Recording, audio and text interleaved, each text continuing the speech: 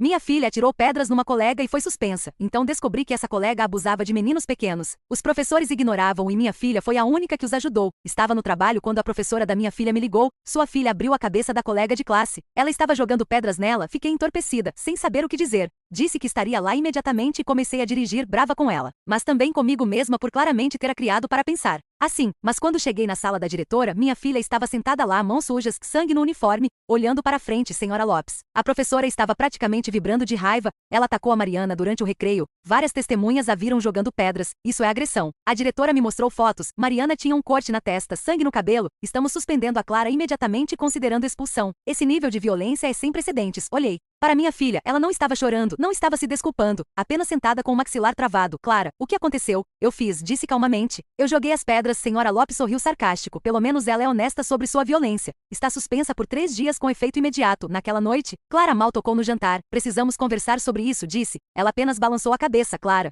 você jogou pedras em outra estudante, poderia ter machucado. Seriamente, isso não é nada a ver com você. Me ajude a entender, você não acreditaria em mim mesmo, murmurou. Tente. Ninguém acredita em crianças como eu quando contamos a verdade sobre crianças como Mariana sentada ao meu lado. Abriu o telefone e me mostrou mensagens que estava recebendo de colegas. Você é tão má. Vou jogar pedras em você também. Grupos de chat se iluminaram com rumores. Mas havia algo estranho. Junto com cada mensagem cruel ou ameaçadora das meninas da turma, havia outras mais gentis. Obrigado, você é corajosa, te amamos todas de meninos da série dela. Clara, por que todos os meninos? Você não entenderia. Disse guardando o telefone. Ninguém nunca entende. Nos próximos 2 dias tentei tudo. Perguntas gentis no café da manhã. Conversas firmes depois do jantar. Até liguei para alguns pais dos meninos. Mas apenas disseram que seus filhos estavam passando por algo e desligaram rapidamente. Clara, seja lá o que aconteceu com Mariana. Podemos resolver juntas, como a senhora Lopes resolveu quando contei para ela. Ela explodiu. Depois ficou quieta novamente. Na terceira noite estava desesperada. Seu irmão havia se envolvido em 2 brigas defendendo ela. Pais estavam pedindo sua expulsão. A encontrei no quarto,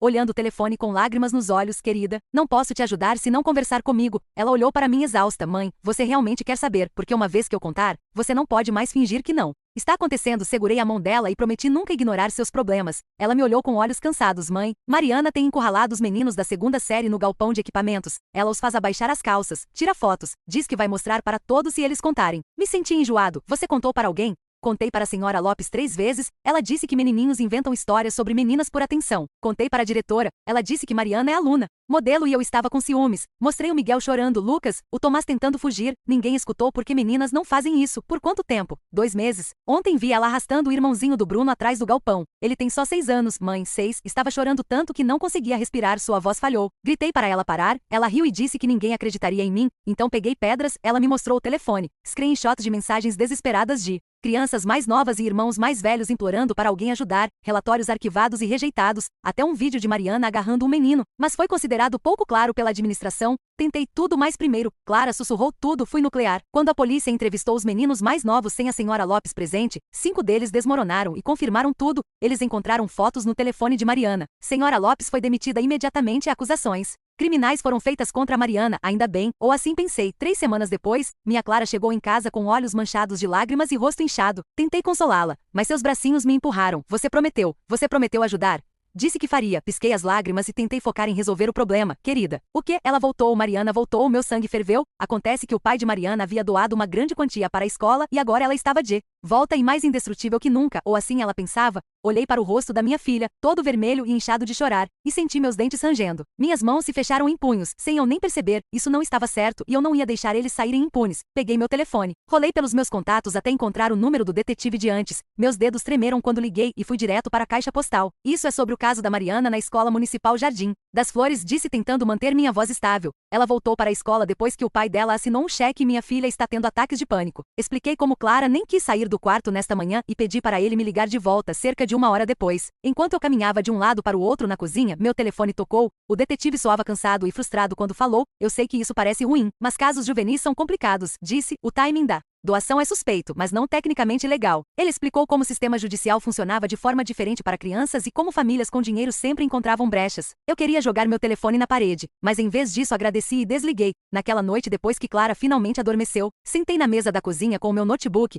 procurei cada membro do conselho escolar e comecei a digitar e-mails. Meu marido sentou ao meu lado, lendo por cima do meu ombro. Talvez tire a parte onde você os chama de covardes corruptos, ele sugeriu baixinho. Passamos 2 horas reescrevendo tudo, mantendo os fatos, mas removendo a raiva. Na manhã seguinte, Clara não queria sair da cama. Ela se enrolou debaixo do cobertor, dizendo que sua barriga doía demais, não podia culpá-la nem um pouco. Liguei para meu chefe e disse que tinha uma emergência familiar, então, liguei para a escola e exigi uma reunião com a diretora no mesmo dia. A secretária disse que ela estava ocupada, mas insisti que era urgente. Ela finalmente me deu um horário às 2 horas. Passei a manhã imprimindo cada relatório policial e depoimento de testemunha do caso original. A pilha de papéis era grossa o suficiente para fazer um som sólido quando a deixei cair na mesa dela. A diretora se mexeu na cadeira e não quis me olhar nos olhos. Temos que seguir o devido processo, ela ficou repetindo. Todos merecem uma segunda chance. Apontei para a pilha de evidências e as crianças que ela machucou. Ela pigarreou e mencionou algo sobre um plano de segurança. Mariana tem recreio supervisionado agora, ela disse. Pedi detalhes, mas ela só repetiu que estavam lidando com isso. Como vocês lidaram quando crianças a denunciaram antes?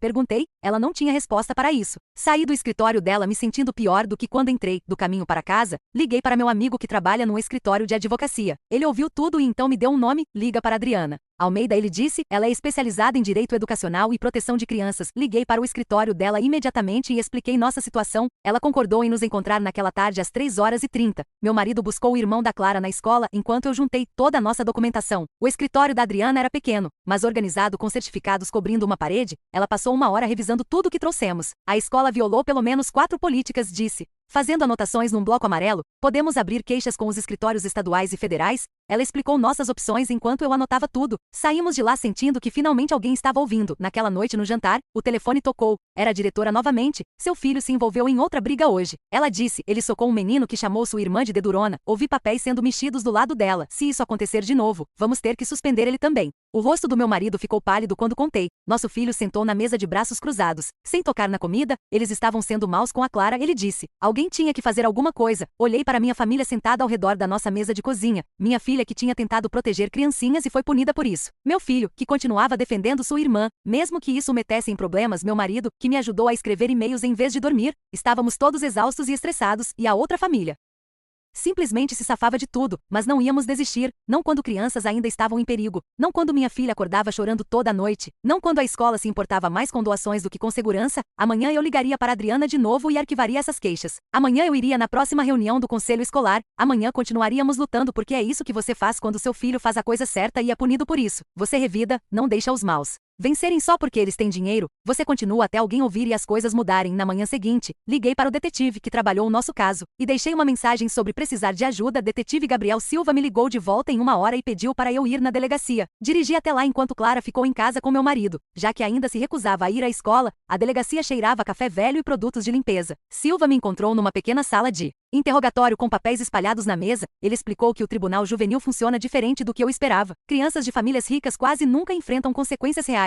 O juiz vai olhar a idade da Mariana e os advogados do pai dela vão pressionar por terapia em vez de punição. Ele me mostrou arquivos de casos similares onde as crianças pegaram no máximo liberdade condicional. Perguntei o que podíamos fazer e ele se recostou na cadeira. Me disse para documentar tudo daqui para frente. Todo o incidente, toda mensagem, toda interação precisava ser salva e datada. Escolas que permitem abuso continuar podem enfrentar processos por possibilitar comportamento perigoso. Ele escreveu seu número direto num cartão de visita e prometeu continuar envolvido com o nosso caso. Naquela tarde, procurei online por terapeutas que trabalham com crianças lidando com trauma escolar. A maioria estava com agenda lotada por meses, mas um nome aparecia repetidamente em fóruns de pais. Doutora Gilda Pacheco se especializava em algo chamado traição institucional, que é quando escolas falham em proteger crianças. Seu consultório tinha um cancelamento para a semana que vem. Quando contei para Clara sobre a consulta, ela cruzou os braços e balançou a cabeça. Prometi que não precisava falar sobre nada que não estivesse pronta, poderia só ficar sentada se quisesse. Ela finalmente concordou em tentar uma sessão. O consultório de terapia ficava numa casa antiga convertida em espaços médicos. Clara entrou brava e saiu 40 minutos depois, parecendo cansada. Doutora Pacheco pediu para vê-la de novo na semana seguinte. A segunda sessão foi diferente. Clara ficou na sala sozinha com a terapeuta pela hora inteira. Quando saiu, seus ombros não estavam tão tensos e ela realmente comeu jantar naquela noite. Enquanto isso, Adriana tinha preparado nossas queixas formais. Ela veio em casa com pilhas de formulários para o Departamento Estadual de Educação. Havia mais formulários para o Escritório de Direitos Civis no nível federal. Cada formulário precisava de datas específicas, nomes e evidências anexadas. Minha mesa de jantar desapareceu apareceu sob pilhas de papelada. Adriana explicou que essas queixas criam um registro oficial que a escola não pode ignorar ou esconder. Mesmo se nada resultar delas imediatamente, elas estabelecem um padrão para casos futuros. Passei 3 noites escaneando documentos e organizando evidências enquanto meu marido digitava cronogramas. O conselho escolar se reunia toda segunda a terça no escritório do distrito. Comecei a ir em toda a reunião, sentando na fileira de trás como um caderno. A maior parte da discussão era sobre orçamentos e cronogramas, mas às vezes eles falavam sobre políticas de segurança e procedimentos de disciplina estudantil. Outros pais começaram a me notar lá toda vez, alguns acenavam quando me viam e alguns até sentavam por perto. Depois da terceira reunião, uma mulher me abordou no estacionamento. Ela sussurrou que seu filho também tinha sido uma das vítimas da Mariana. As mãos dela tremeram enquanto explicava que o marido dela trabalha para a empresa do pai da Mariana. Não podia falar sem arriscar a renda da família. Me deu seu número e pediu para ligar se fizéssemos algum progresso. Naquele fim de semana, convidei ela e mais 3 famílias para nossa casa. Sentamos na sala enquanto nossas crianças brincavam no porão. Cada família tinha uma história similar sobre relatar preocupações que foram dispensadas. Uma mãe trouxe uma pasta de e-mails que tinha mandado para a diretora, que nunca receberam respostas reais. Outro pai nos mostrou fotos de hematomas no filho que a enfermeira disse serem de acidentes normais do pátio. Decidimos nos encontrar todo sábado para compartilhar informações e nos apoiar mutuamente. O assédio online ficou pior naquela semana. O telefone da Clara ficava apitando constantemente com notificações das redes sociais. Contas anônimas a chamavam de nomes terríveis e ameaçavam machucá-la. Algumas mensagens incluíam fotos editadas do rosto dela em imagens horríveis. Fizemos screenshot de tudo e mandamos para Adriana para nosso arquivo de documentação. Ajudei Clara a bloquear contas, mas novas apareciam todo dia. Meu filho também recebeu mensagens, o xingando por defender sua irmã. O ônibus se tornou outro problema quando crianças começaram a jogar coisas neles. Depois que meu filho chegou em casa com chiclete no cabelo pela segunda vez, decidi levá-los eu mesmo. Liguei para meu chefe e expliquei que precisava ajustar meu horário. Ele entendeu, mas pude ver que sua paciência estava se esgotando. Toda manhã saía do trabalho para buscá-los no almoço. Depois, novamente após a escola, meus dias de férias desapareceram rápido. Os outros pais no nosso grupo de apoio tiveram problemas similares. As crianças deles enfrentavam assédio na escola. Enquanto os adultos lidavam com ameaças sutis no trabalho, a família da Mariana tinha conexões em toda a nossa cidade. Mas continuamos nos reunindo, continuamos documentando e continuamos pressionando por mudanças. A pilha de evidências ficou mais grossa toda semana. Adriana disse que estávamos construindo algo que o distrito não poderia ignorar para sempre. 3 dias depois, meu telefone tocou enquanto estava no trabalho e o identificador de chamadas mostrou o número do escritório do distrito. A mulher do outro lado se apresentou como Alicia Tingon do departamento de compliance e disse que tinha recebido múltiplos relatórios sobre preocupações de segurança na nossa escola. Ela soava diferente dos outros administradores com quem tinha falado, realmente fazendo perguntas específicas sobre dados e nomes em vez de só fazer promessas vagas. Ela agendou entrevistas com as famílias do nosso grupo de apoio para a semana seguinte e pediu para trazermos qualquer documentação que tivéssemos. Quando me encontrei com Alicia no seu pequeno escritório no centro, ela tomou nota sobre tudo o que disse e fez. Cópias de todas nossas evidências. Ela entrevistou cada família separadamente, passando mais de 1 hora com cada uma, e notei que ela continuava voltando para certas páginas no arquivo crescente. Depois de 2 semanas de entrevistas, ela me ligou de volta. Embora não pudesse compartilhar especificidades devido à investigação, o rosto dela me disse que tinha encontrado algo grande. Ela ficava batendo numa pasta marcada com o nome da diretora e o logo da empresa do pai da Mariana, e quando ela acidentalmente a deixou aberta por um segundo, vi e-mails datados apenas dias antes da Mariana retornar à escola com valores em reais destacados. Ela a fechou rapidamente, mas me deu um olhar que disse, estava do nosso lado. Enquanto isso, Adriana nos ajudou a fazer solicitações oficiais de registros públicos para todos os e-mails e comunicações entre administradores escolares e a família da Mariana. O advogado do distrito mandou uma carta de volta alegando o privilégio advogado-cliente recusando a divulgar qualquer coisa, mas Adriana não aceitou isso. Ela entrou com recursos e mandou cartas citando leis específicas que exigem divulgação de registros públicos, especialmente quando envolvem questões de segurança estudantil. O distrito continuou atrasando, mandando respostas incompletas e alegando que precisavam de mais tempo para revisar milhares de páginas, o que Adriana chamou de tática clássica de atraso. Durante tudo isso, Clara estava vendo Drapacheco 2 vezes por semana e a terapeuta me ligou para uma reunião de pais. Ela explicou que Clara estava mostrando sinais claros de PTSD, tanto da situação original com Mariana, quanto do assédio que seguiu. Clara estava tendo pesadelos, não conseguia se concentrar na aula e ficava checando fechaduras nas portas até em casa. Doutora Pacheco escreveu um relatório detalhado para nosso arquivo legal, documentando o dano psicológico e recomendando terapia continuada e possivelmente medicação se os sintomas não melhorassem. Ela também observou que os sintomas da Clara pioravam quando tinha que ir perto da escola, o que estava afetando sua educação. A próxima reunião do conselho escolar estava chegando e me inscrevi para o período de comentários públicos. Passei 3 noites escrevendo e reescrevendo minha declaração, certificando que cada palavra era factual e não poderia nos meter em problemas legais. Quando foi minha vez, fiquei no púlpito e li sobre como a segurança infantil estava sendo vendida para o maior lance. Como uma doação tinha mais peso que 5 testemunhos de vítimas, vários membros do conselho encararam seus papéis ou telefones enquanto falava, e um realmente se levantou para encher seu copo d'água durante meus 3 minutos. Apenas 2 membros fizeram contato visual comigo e um deles acenou ligeiramente quando mencionei a investigação. Na manhã seguinte, o entregador apareceu na nossa porta com um envelope grosso de um escritório de advocacia. A família da Mariana estava ameaçando nos processar por difamação se continuássemos falando publicamente sobre a situação. A carta listava declarações específicas que fiz na reunião do conselho e alegava que eram falsas e prejudiciais à reputação da filha deles. Adriana revisou naquela tarde e nos ajudou a descobrir exatamente o que podíamos e não podíamos dizer legalmente. Ela reescreveu meus pontos de conversa para focar apenas em fatos documentados e registros oficiais, evitando qualquer declaração sobre o caráter ou intenções da Mariana. 2 dias depois da reunião do conselho, recebi um e-mail de alguém chamado Oscar Cardoso, que disse ser jornalista do jornal local. Ele tinha ouvido sobre meu discurso e estava investigando padrões similares em outras escolas do distrito, onde filhos de grandes doadores recebiam tratamento especial. Queria se encontrar, mas prometeu proteger todas as identidades de menores se decidíssemos seguir com uma matéria. Estava nervoso sobre a atenção da mídia, tornando as coisas piores para Clara. Mas quando mencionei no jantar, ela me surpreendeu. Ela largou o garfo e disse que queria que as pessoas soubessem o que aconteceu,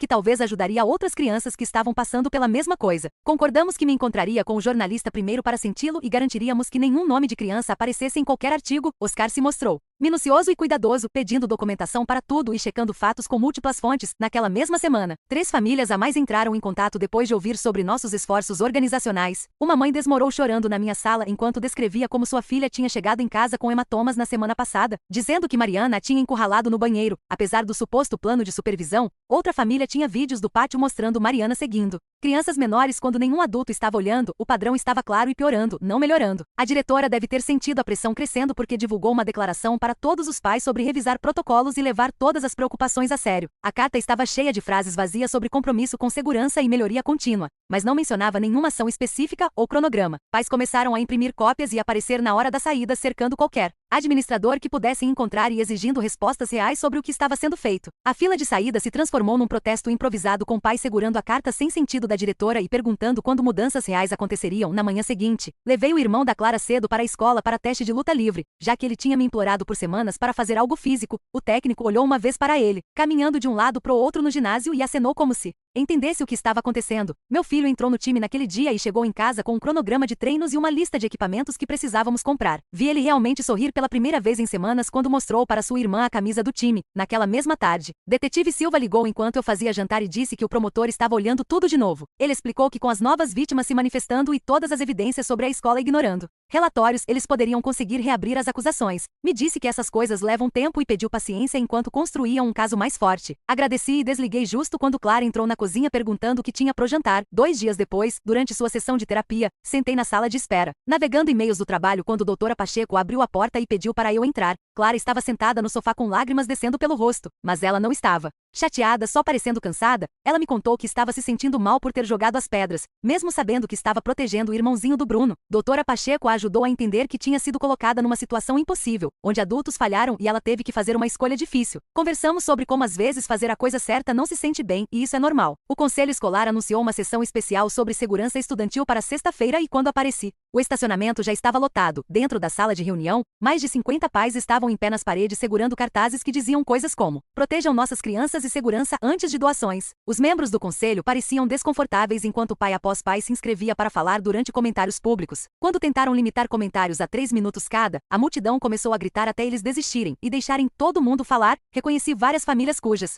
crianças tinham sido machucadas e todas contaram histórias similares sobre serem ignoradas. O presidente do conselho ficou repetindo que estavam revisando políticas, mas ninguém estava comprando mais. Naquele fim de semana, Aliceia Outtingle me mandou um e-mail com suas descobertas preliminares e era pior do que pensei. Ela tinha encontrado padrões voltando 3 anos da escola dispensando relatórios de abuso, especialmente quando os estudantes acusados tinham pais ricos ou conectados. Seu relatório recomendou treinamento obrigatório para todos os funcionários sobre reconhecer abuso e novos protocolos de supervisão com revisão externa. Ela também descobriu que professores que tentaram relatar problemas frequentemente enfrentaram retaliação ou foram mandados a desistir. Segunda-feira de manhã, um envelope grosso chegou do departamento jurídico do distrito com respostas parciais ao nosso pedido de registros. A maioria das páginas estava pesadamente censurada, mas ainda podíamos ver 3 incidentes anteriores envolvendo Mariana, que nunca foram investigados adequadamente. Um relatório de 2 anos atrás descrevia quase exatamente o mesmo comportamento, mas o caso foi fechado depois de uma reunião entre a diretora e os pais da Mariana. Adriana chamou isso de evidência definitiva de negligência e começou a preparar documentos legais adicionais. Naquela mesma semana, comecei a receber ligações e mensagens de pais que tinham nos criticado antes. Uma mãe apareceu na nossa porta,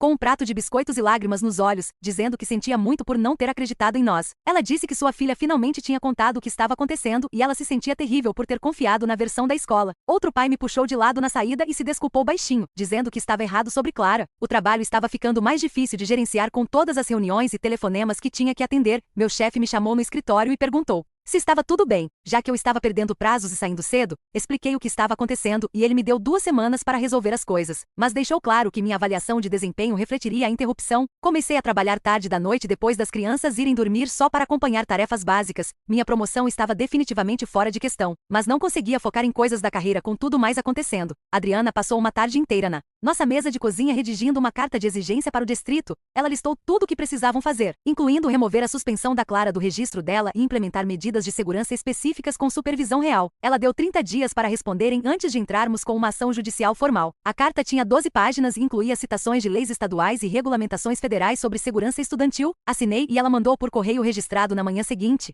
3 dias depois, o advogado do distrito ligou para Adriana e propôs mediação para evitar ir ao tribunal. Eles queriam se encontrar com um mediador neutro para elaborar um acordo sem admitir qualquer má conduta. Adriana me disse que isso era típico, mas aconselhou que participássemos enquanto mantínhamos todas nossas outras queixas e investigações ativas. Ela disse que mediação poderia nos dar algumas das coisas que queríamos mais rápido, mas não deveríamos derrubar nada mais como alavancagem. O mediador que sugeriram tinha boa reputação por ser justo, então concordamos com uma sessão em 2 semanas. Enquanto isso, o irmão da Clara estava prosperando no time de luta livre e seu técnico me puxou de lado depois do treino um dia. Disse que estava orgulhoso de como nossa família estava lidando com tudo e que meu filho estava canalizando sua raiva em algo positivo. Ele aparentemente tinha contado tudo ao técnico durante um colapso no treino e o técnico estava mantendo um olho extra nele. As outras crianças no time também se uniram em volta dele, o que estava ajudando ele a se sentir menos sozinho. Doutora Pacheco agendou uma sessão extra com Clara naquela semana para trabalhar em algo que ela chamou de declaração de impacto para a mediação que estava chegando. Levei ela lá depois da escola e esperei no saguão enquanto trabalharam juntas por quase 2 horas.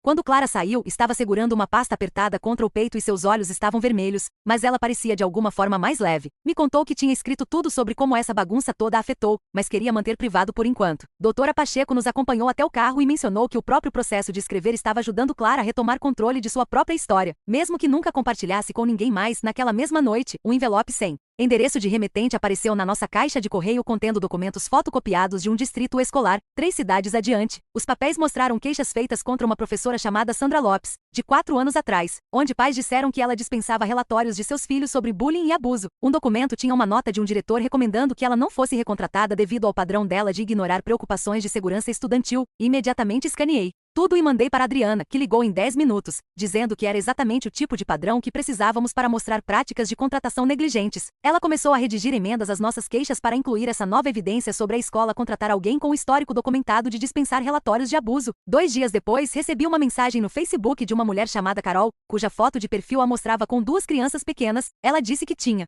ouvido através de outros pais que estávamos lutando contra a escola sobre Mariana e tinha algo para compartilhar se estivéssemos dispostos a nos encontrar. Combinamos de nos encontrar num café no centro, onde ela trouxe uma pasta grossa própria. O filho dela tinha estado na turma da Mariana há 2 anos atrás e ela o tinha encontrado chorando no quarto várias vezes, se recusando a dizer o que estava errado. Eventualmente, ele contou que Mariana estava machucando crianças menores durante o recreio e fazendo elas fazerem coisas que não queriam. Carol tinha ido direto à diretora com suas preocupações, mas ela disse que crianças às vezes interpretam mal brincadeiras brutas e que Mariana era de uma boa família que contribuía muito para a escola. Ela tentou dar seguimento mais 3 vezes, mas continuou recebendo a mesma resposta desdenhosa até finalmente desistir e transferir seu filho para a escola particular. Ainda tinha todos seus e-mails e anotações daquelas reuniões que me deixou fotografar para nossos registros. Adriana adicionou a documentação da Carol ao nosso arquivo crescente de evidências, mostrando o padrão da escola de proteger Mariana às custas de outros estudantes. Segunda-feira de manhã, meu telefone começou a apitar com mensagens de outros pais, perguntando se tinha visto o artigo no jornal local. Oscar tinha publicado sua matéria sobre falhas sistêmicas em proteger crianças nas escolas locais sem nomear ninguém especificamente, mas usando detalhes suficientes para que todos soubessem que estava falando sobre nossa situação. O artigo delineou como escolas frequentemente dispensam relatórios de crianças, falham em investigar adequadamente alegações e priorizam doadores sobre segurança estudantil em horas. O artigo tinha sido compartilhado centenas de vezes nas redes sociais, com pais comentando sobre suas próprias experiências com a escola, ignorando problemas. A diretora mandou um e-mail defensivo para todos os pais, alegando que o artigo era baseado em informações incompletas e que segurança estudantil sempre foi sua prioridade máxima. A sessão de mediação foi agendada para quarta à tarde no escritório do distrito. Adriana nos preparou por 2 horas na noite anterior, explicando que o distrito tentaria oferecer mudanças mínimas enquanto evitava qualquer admissão de má conduta. Ela nos treinou para ficar calmos e focar em nossas demandas específicas, que incluíam limpar o registro da Clara, implementar supervisão real de relatórios de segurança e garantir que Mariana não pudesse retornar à escola com outros estudantes. A sala de mediação tinha uma mesa longa com o advogado do distrito, 2 administradores e um mediador neutro sentados do nosso lado. Começaram oferecendo remover a suspensão da Clara do registro permanente e implementar novos protocolos de relatório, mas se recusaram a reconhecer que tinham feito algo errado ao lidar com a situação.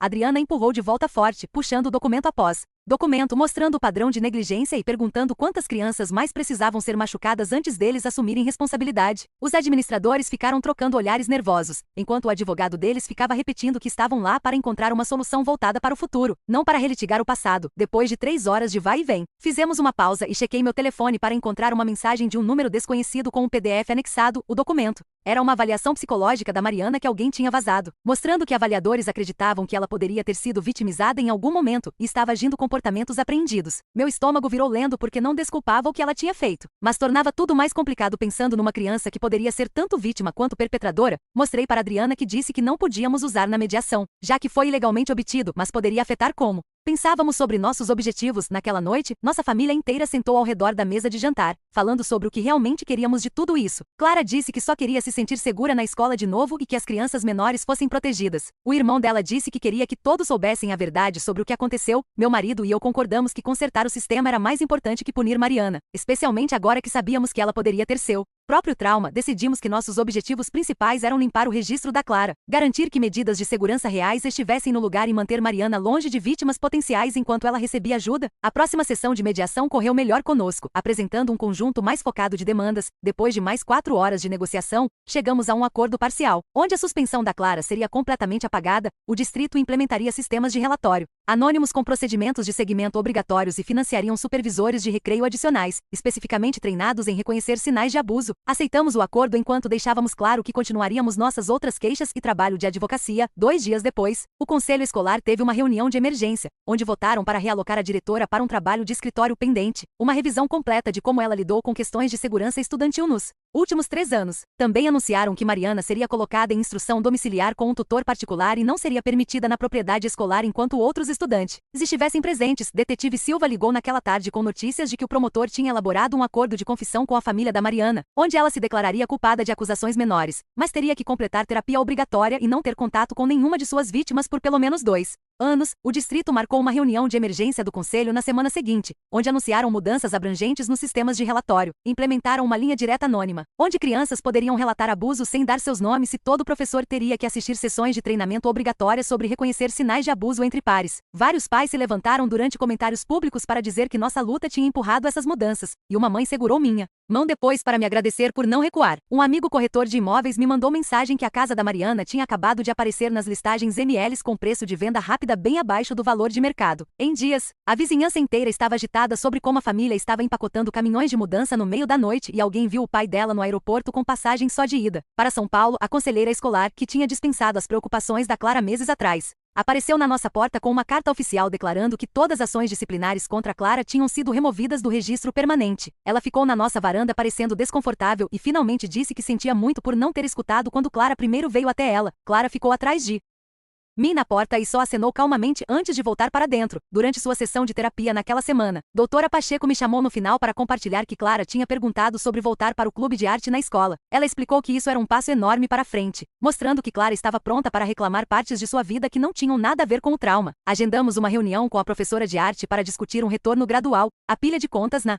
minha bancada da cozinha continuou crescendo e quando abri a última fatura da Adriana, meu estômago despencou com o total. Liguei para o escritório dela, esperando estabelecer algum tipo de plano de pagamento, mas ela me disse que já tinha reduzido suas taxas em 60% e aceitaria o que pudéssemos pagar mensalmente sem juros. A assistente dela mencionou depois que Adriana tinha feito isso para 3 outras famílias envolvidas no caso. Meu marido e eu passamos uma noite inteira navegando por todas as plataformas de redes sociais, bloqueando contas que tinham mandado mensagens desagradáveis para Clara. Deletamos aplicativos inteiros do telefone dela e estabelecemos limites rígidos de tempo de tela. O alívio no rosto da Clara quando percebeu que não teria que ver essas mensagens, mas valeu qualquer reclamação sobre ser desconectada. O relatório final da Alicia Utingon pousou na mesa do superintendente com um baque que todos puderam ouvir do corredor. O documento detalhou cada falha única no sistema de relatórios ignorados, a documentação inadequada, e ordenou revisões de segurança trimestrais que seriam conduzidas por avaliadores externos. Ela me disse em particular que não era a reforma completa que tínhamos esperado, mas ter as falhas oficialmente documentadas significava que não poderiam ser varridas para debaixo do tapete de novo. A escola começou a implementar os novos protocolos de segurança imediatamente, contratando 2 monitores de recreio adicionais,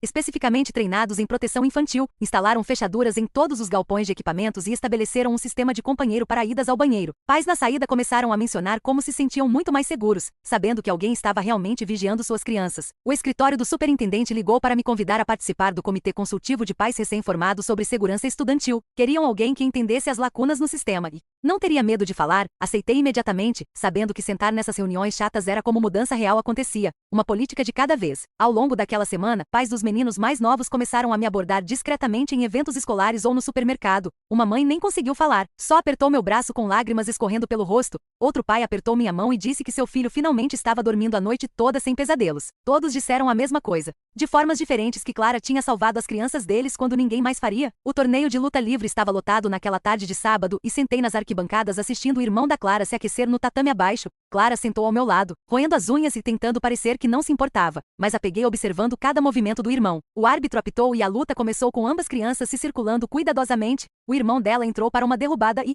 conseguiu limpa, já 2 pontos na frente. O outro menino se contorceu e lutou, mas não conseguiu escapar do agarre. Outro apito e se reposicionaram no centro. Dessa vez o outro menino entrou forte, mas o irmão da Clara se espalhou perfeitamente e girou por trás para mais 2 pontos. A multidão estava ficando barulhenta agora e vi Clara se inclinar para a frente no assento. O terceiro período começou com o irmão dela embaixo e ele explodiu para cima, imediatamente se libertando para um ponto de fuga. O apito final soprou com ele vencendo 7-2. Ele pulou bombeando o punho e então pegou o microfone do locutor. Essa é para minha irmã Clara, que sempre luta pelo que é certo. O ginásio inteiro se virou para olhar para nós e o rosto da Clara ficou vermelho vivo, mas ela estava sorrindo. Realmente sorrindo pela primeira vez em meses. 3 dias depois, entrei no consultório do Dr. Chandler e sentei no sofá de couro marrom, me sentindo estúpido por estar lá. Ela me pediu para descrever o que me trouxe e comecei a falar sobre checar fechaduras 4 vezes antes de dormir e escanear todo o playground por ameaças e pular quando portas de carro batiam. Ela acenou e explicou que trauma afeta todos na família, não só a vítima direta. Passamos aquela primeira sessão só falando sobre como era exaustivo estar constantemente pronto para a batalha. Ela me deu exercícios de respiração e me disse que proteger minha família não significava viver num estado constante de guerra. Na semana seguinte, ela me fez anotar toda vez que chequei algo desnecessariamente ou senti aquela onda de raiva protetiva. A lista tinha 3 páginas. Trabalhamos em reconhecer a diferença entre ameaças reais e respostas de trauma devagar. Comecei a dormir melhor e parei de interrogar as crianças sobre todo o detalhe do dia escolar. Naquela sexta-noite, todos sentamos ao redor da mesa de jantar e meu marido tinha feito tacos, o prato favorito das crianças. O irmão da Clara começou a contar essa piada terrível sobre um taco que entrou num bar e todos gememos, mas então ele continuou com trocadilhos cada vez piores, até mesmo Clara estar rindo. Meu marido contou uma história sobre o gato da colega de trabalho ficando preso numa placa do teto e de repente estávamos todos compartilhando histórias engraçadas aleatórias. Ninguém mencionou advogados ou conselhos escolares ou protocolos de segurança. Éramos só uma família jantando juntos e parecia que algo pesado tinha finalmente saído dos nossos ombros. As últimas semanas de aula passaram tranquilamente com os novos monitores caminhando pelo pátio e crianças realmente usando a caixa de relatórios anônimos perto do escritório principal. Os pais na saída mencionaram como a atmosfera parecia diferente com supervisão real acontecendo. A diretora mandava atualizações semanais sobre melhorias de segurança e realmente a seguia. Nenhum incidente envolvendo Mariana ou qualquer outra pessoa machucando crianças menores foi relatado. Professores pareciam mais conscientes e presentes durante o recreio. Até o sistema de companheiro para banheiro estava funcionando suavemente durante sua sessão com o Dr. Pacheco. Naquela semana, Clara perguntou se poderia falar sobre as pedras. Esperei no saguão enquanto se encontraram por 90 minutos em vez da hora usual. Doutora Pacheco me chamou no final e explicou que Clara tinha trabalhado alguns sentimentos complexos sobre usar violência, mesmo sabendo que era a única opção que restava. Ela entendia que o que fez não era ideal, mas também reconhecia que agiu quando todo o adulto tinha falhado aqueles menininhos. Esse tipo de pensamento nuado mostrava crescimento emocional real e maturidade além dos anos. Clara concordou e disse que faria de novo se tivesse que fazer, mas esperava nunca ter que fazer. O fim de semana do Memorial Day chegou e ambas crianças estavam animadas sobre planos de verão. Clara tinha entrado num acampamento de arte que sua amiga recomendou e o irmão estava fazendo acampamento de luta livre, mais aulas de natação na piscina comunitária. Espalharam folhetos na mesa da cozinha e circularam tudo o que queriam tentar. Meu marido e eu trocamos olhares por cima das cabeças deles, espantados com como pareciam diferentes daquelas semanas escuras no inverno. A nuvem que tinha pairado sobre nossa família por meses tinha se erguido em algo mais leve, mais como esperança cautelosa que medo constante. Os escrevemos em tudo o que queriam e não mencionamos que tínhamos usado parte do dinheiro do acordo legal para pagar. Agosto chegou rápido e na noite antes da escola começar dirigimos por lá para ver as mudanças. Placas novas por toda parte listavam procedimentos de relatório com números de telefone e códigos QR. Funcionários extras em camisas amarelas brilhantes caminhavam pelo pátio mesmo sem crianças lá ainda. O galpão de equipamentos tinha um cadeado gigante. Câmeras de segurança tinham sido instaladas em cada canto do pátio. Na manhã seguinte, Clara colocou sua mochila nova e caminhou por aquelas portas da frente com queixo erguido e ombros retos. Outras crianças acenaram para ela respeitosamente e alguns irmãos mais velhos dos meninos menores deram tchauzinhos. Ela encontrou sua nova sala e se acomodou na carteira como se pertencesse lá. A professora se apresentou calorosamente e pude ver que conhecia a história da Clara, mas não ia deixar isso defini-la. Caminhei de volta para meu carro pensando sobre tudo o que tinha acontecido desde aquela primeira ligação sobre as pedras. Não conseguimos que Mariana fosse expulsa permanentemente ou ver sua família enfrentar consequências reais pelos jogos de dinheiro. O sistema não mudou completamente da noite para o dia e algumas pessoas ainda não acreditavam em crianças quando relatavam abuso. Mas conseguimos algo talvez mais importante no final: mudanças reais que protegeriam crianças daqui para frente com supervisão real e consequências. Uma família que passou por trauma mais forte e conectada que antes e, mais importante, uma filha que aprendeu que sua voz importa quando ela fala a verdade ao poder. Mesmo quando essa verdade é desconfortável e mesmo quando ela tem que pegar pedras para fazer as pessoas ouvirem. Bem pessoal, é isso para mim hoje. Obrigado por ficarem comigo e me deixarem jogar meus pensamentos e perguntas pelo caminho, eu realmente aprecio.